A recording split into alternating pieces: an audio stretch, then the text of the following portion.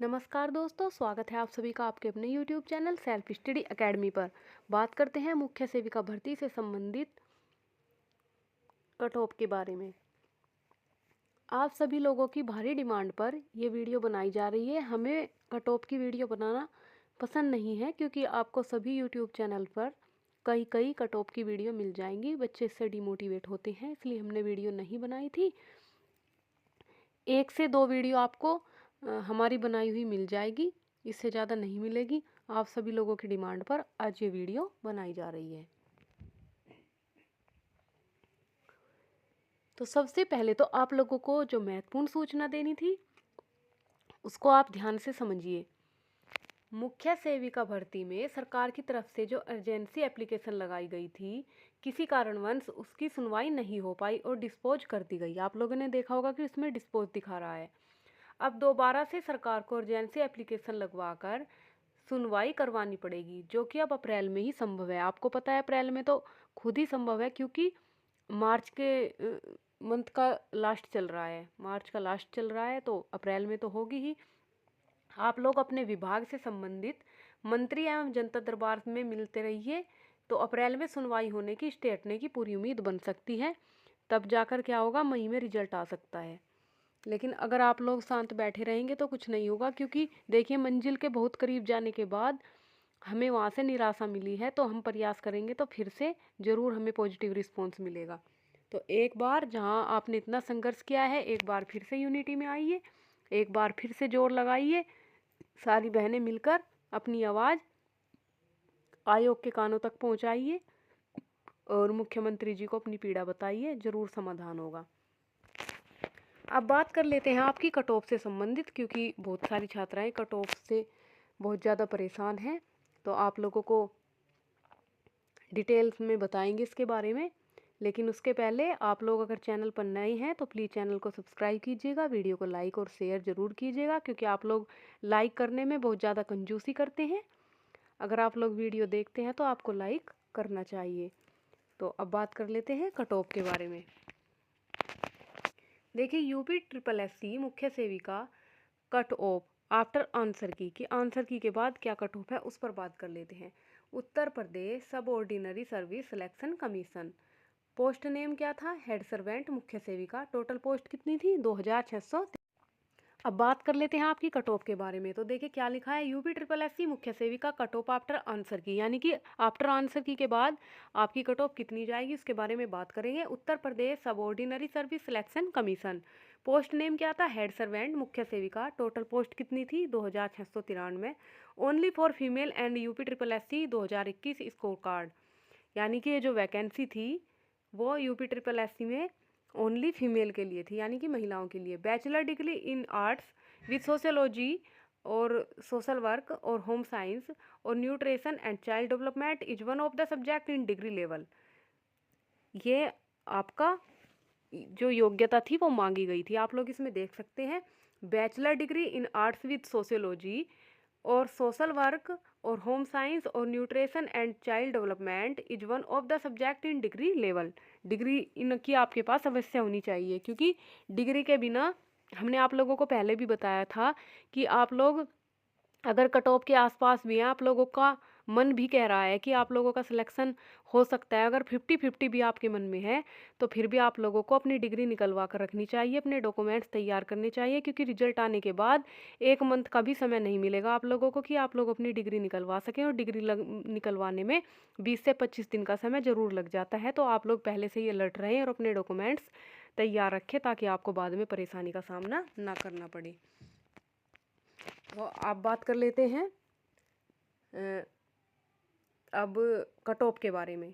तो bachelor degree in arts with sociology और social work और होम साइंस और nutrition and child development is one of the subject in degree level. तो general की आपकी जो पोस्ट थी 1079, ईवीएस की 269, ओबीसी की 727, एससी की 565, एसटी की 53 और टोटल पोस्ट कितनी थी, 2693। यहाँ पर आप देख सकते हैं कि एसटी वालों के साथ थोड़ी नाइंसाफ़ी हुई है, कुल 53 ही उनकी पोस्ट दी गई है, जबकि उनकी भी अच्छी खासी पोस्ट होनी चाहिए थी। और जो कंपटीशन दिख रहा है वो ओबीसी में ज़्यादा दिख रहा है। ओबीसी में आप लोग देख सकते हैं 727 सीट है, इसकी भी ज़्यादा सीट होनी चाहिए थी। वैसे जिनका अच्छे मार्क्स हैं वो एसटी हो, एससी हो या फिर ओबीसी हो, वो जनरल में फाइट करेंगे। तो अब बात कर लेते हैं कट ऑफ के बारे में कि कट ऑफ कितनी जाएगी। तो देखिए हमारे अकॉर्डिंग जो कट ऑफ है वो फाइनल वो 55 से 60 जनरल की जाने की संभावना है। ये भी हम आपको बढ़ाकर बता रहे हैं, कट ऑफ इससे भी कम रहेगी। आप लोग देख लेना, संभावित कट ऑफ है ये, इससे भी कट ऑफ कम रहेगी। कोई भी यूट्यूब टीचर्स कितनी भी कट ऑफ बताए, आप लोगों का जो डाटा है उसके आधार पर, जो रियल डाटा है, और हमने खुद भी बहुत ज़्यादा इसका गहन अध्ययन किया है। बहुत सारी जो छात्राएं हैं उनके पर्सनल कमेंट्स हमारे पास आए हैं, उन्होंने अपने मार्क्स बताए। और ये जो हम आपको कट ऑफ बता रहे हैं 500 से 600 लड़कियों के डाटा पर आधारित कट ऑफ आप लोगों को बता रहे हैं, इसलिए हमने जल्दबाजी में कोई भी कट ऑफ की वीडियो नहीं बनाई थी। आप लोग इस पर विश्वास कर सकते हैं। और जो ओबीसी की कट ऑफ रहेगी वो 50 से 55 रहेगी फाइनल, ईवीएस की 48 से 52, एससी की 45 से 48, और एसटी की 40 से 45, और पीएच की 35 से 40। इतनी कट ऑफ आप लोगों की रहने वाली है, इससे कम ही कट ऑफ रहेगी। इससे हम आपको ज़्यादा तो नहीं कहेंगे कि +2 या +3, लेकिन आपको ये ज़रूर कहेंगे कि -2 और -3 इससे आपकी कट ऑफ रहेगी। संभावित कट ऑफ हमारे अकॉर्डिंग यही रहेगी, क्योंकि हमने खुद एग्ज़ाम देखा है, पढ़ा है, समझा है। हमारी फैमिली से कई मेंबर्स ने इस एग्ज़ाम को दिया है, और हम समझ सकते हैं कि आप लोग जानते भी हो कि लड़कियां टेलीग्राम ग्रुप में हैं, एक साल से एक दूसरे के साथ पढ़ रही हैं, तो एक दूसरे को नीचा दिखाने के लिए कोई भी अपने हाईएस्ट मार्क्स बता देता है, जबकि रियलिटी क्या है आप सभी लोग जानते हो। इतने मार्क्स किसी के नहीं है। जब रिजल्ट आएगा तो आप लोगों को खुद पता चल जाएगा कि किसके कितने मार्क्स हैं। और पेपर भी कोई हलवा नहीं था कि कोई भी उसे खा जाएगा, वो बड़ा ही डिफ़िकल्ट एग्ज़ाम था। और एएनएम बेस्ड था पूरा पेपर, एएनएम पर आधारित था। उसमें आप देखोगे कि आपके सिलेबस से कितने क्वेश्चन मिल रहे थे। आप लोगों ने देखा कि परामर्श का भी पूरा चैप्टर दिया हुआ था, उसमें से भी आपको कितने क्वेश्चन मिले।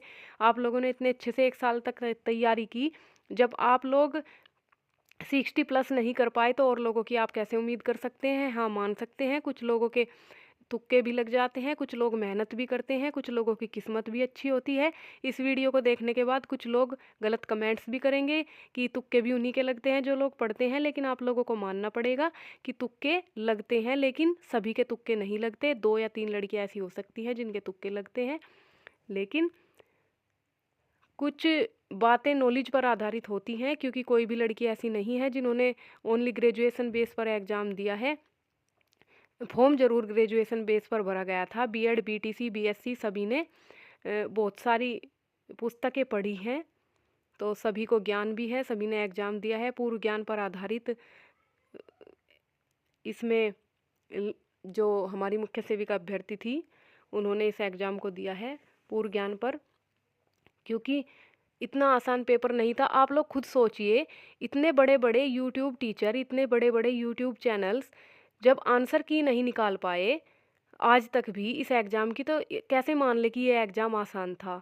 और दूसरी बात, कट ऑफ कम रहने का बड़ा कारण ये भी है कि सबसे पहले तो आप खुद ही सोचिए कि कोई भी यूट्यूब टीचर्स अभी तक इसकी अच्छे से आंसर की नहीं निकाल पाया।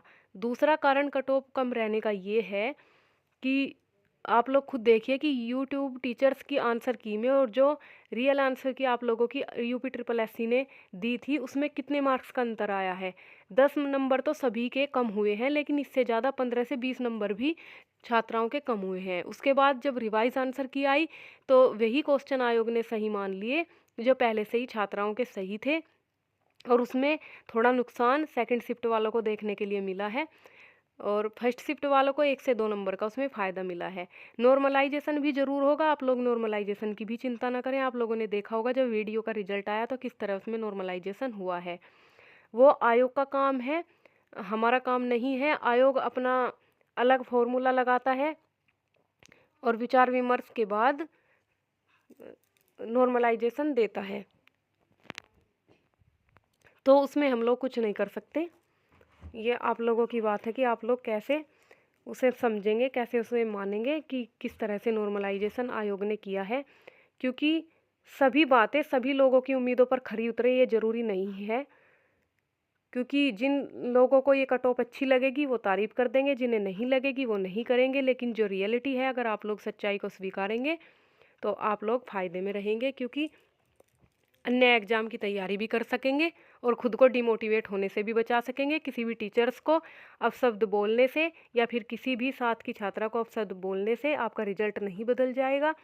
तो सबसे पहले जो आप लोगों का मेन मुद्दा है वो है रिजल्ट घोषित करवाना। उसके लिए आप लोग ICDS विभाग, आयोग और जनता दरबार बार बार जाएं। 31 मार्च को ट्विटर कैंपेन रखा गया है, उसमें भी बढ़ चढ़कर हिस्सा लें और एक दूसरे का साथ दें। बाकी जो कट ऑफ है यही रहेगी, हमने पहले भी यही कट ऑफ बताई थी और अभी भी हम इस पर ही अड़िग हैं, ये नहीं चेंज हुई है। संभावित कट ऑफ इससे कम ही जा सकती है, इससे ज़्यादा नहीं जाएगी।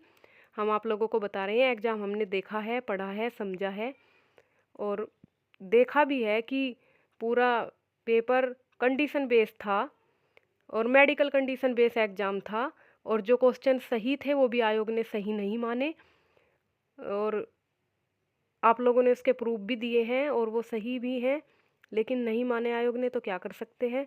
तो आप लोग धैर्य बनाए रखें और कट ऑफ इसी के आसपास मानकर चले। यही हमारी कट ऑफ की आपके लिए वीडियो थी, जो हम आपको बताना चाहते थे कि गहन अध्ययन के बाद हमने ये वीडियो आप लोगों के लिए बनाई है। ऐसे ही नहीं कि ऐसे ही बना दी, तो आप लोग इस पर विश्वास कर सकते हैं। खुश रहिए, मस्त रहिए, अपना ध्यान रखिए, अपने परिवार का ध्यान रखिए। धन्यवाद।